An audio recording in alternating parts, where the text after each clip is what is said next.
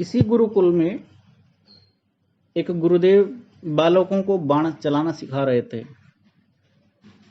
एक शिष्य में बड़ा उत्साह था, बहुत एनर्जी थी, बड़ी चाहत थी कि मैं बहुत बड़ा धनुर्धर बनूं, और उसने इतने इसलेपन में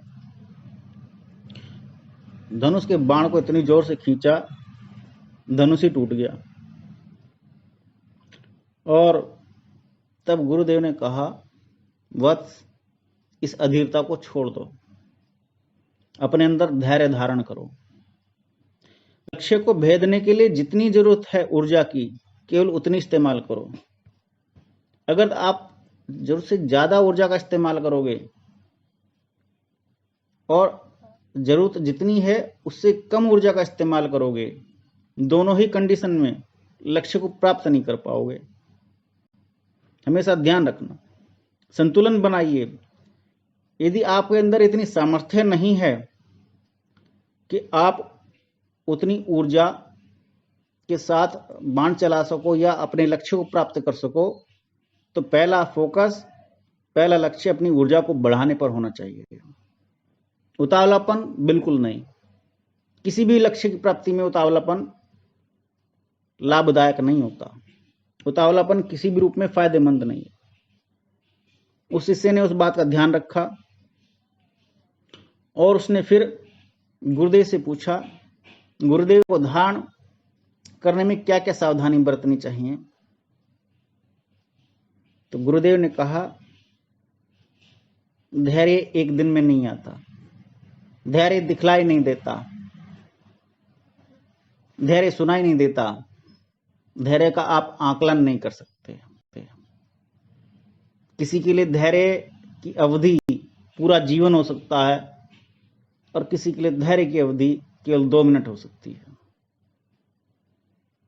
धैर्य का कोई पैरामीटर नहीं है, कोई मापदंड नहीं है, लेकिन फिर भी ये हमारे अंदर एक विद्यमान उपस्थित बहुत ऊर्जा है और इस ऊर्जा का हम समय के साथ साथ धीरे धीरे सदुपयोग करते हैं।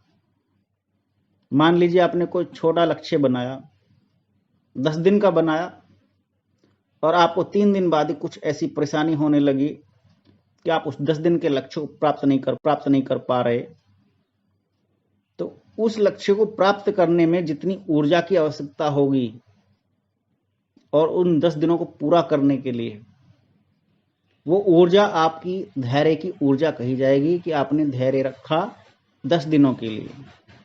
10 दिनों की आपकी धैर्य की ऊर्जा हो गई।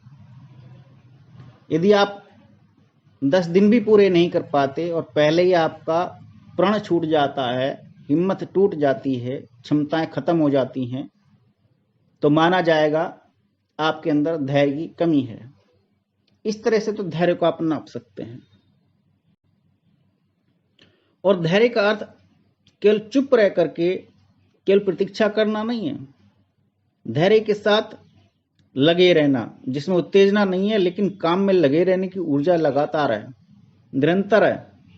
जैसे अगर आप सूर्य को देखें, सूर्य के बारे में सूर्य सिद्धांत को पढ़ें, पंच सिद्धांति का पढ़ें या आध्यात्मिक ग्रंथों में पढ़ें सूर्य क्या है, या कोई भी ग्रह नक्षत्र या वर्तमान की नासा के साइंस को भी पढ़ें, तो आपको दिखलाई देगा कि ग्रहों के अंदर या पूरे वर्ल्ड में एक ऊर्जा, व्यक्तिगत भी और समष्टि के रूप में भी इंडिविजुअल भी और सामूहिक रूप से भी ऊर्जा, जिसको बल भी कह सकते हैं, फोर्स के रूप में ये फिजिक्स के अंतर्गत व्याख्यात हुआ है, एक्सप्लेन किया गया है, तो लगातार चलती है और लगातार काम करती है।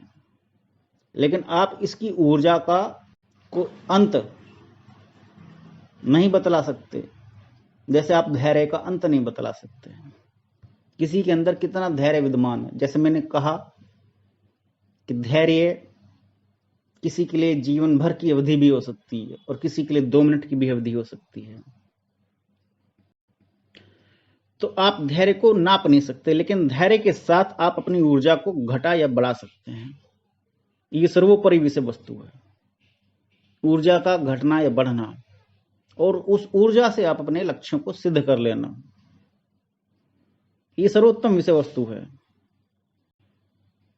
और एक उदाहरण गुरुदेव और देते हैं, जैसे चाक पर चढ़े हुए कच्चे घड़े को यदि जल्दी में समय से पहले उतार लिया जाए तो उसका आकार तिरछा हो जाता है, बिगड़ जाता है, गड़बड़ा जाता है। और पर हमें ये महसूस होता है कि हमारे जीवन में कोई प्रगति नहीं हो रही। ऐसे में जब प्रगति की कोई संभावना या प्रगति में कोई परिवर्तन नहीं दिखलाई देता, लेकिन ये नहीं माना जा सकता कि परिवर्तन नहीं हो रहा है।